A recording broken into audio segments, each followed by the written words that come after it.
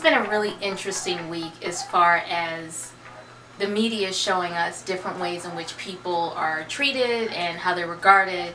You know, you've got the Lochte Gate with Ryan Lochte lying about being robbed to cover up a story about him, damaging property. And the media is calling this guy a kid.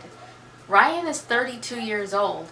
Meanwhile, you have another Olympic gold medalist, Gabby Douglas, who's 20 years old, disappointed that she didn't do as well as she wanted to, and I guess she wasn't as happy as she could have been.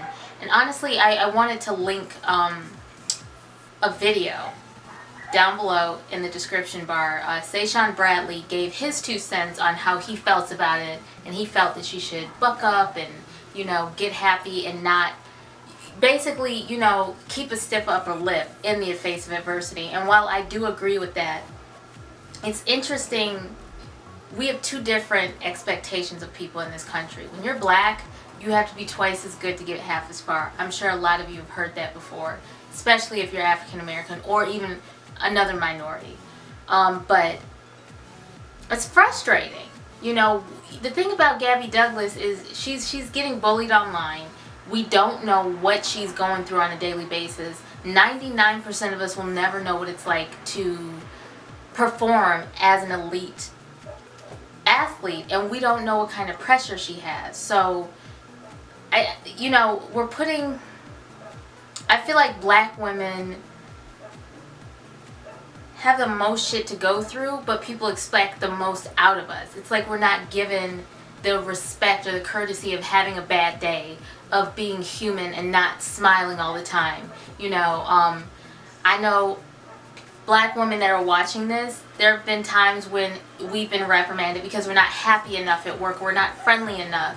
We've even gotten fired from jobs because our supervisor felt threatened, and then it feels like a black woman that's not smiling all the time is a threat and is a dangerous black woman. And the thing is, when black women do exhibit anger or we do voice our opinion on something we don't like, it should be regarded as, okay, why is this person feeling this way? We should be met with understanding.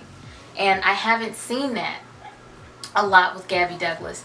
And you compare her to another Olympian, Simone Biles, who's super happy, super, enthusiastic and happy when her teammates win. She's really sweet, and I wonder how much of that is her truly being who she is, and how much of it is saying, okay, if I don't shape up and present this happy face to people, aka white America, mainstream society, then how are people going to regard me?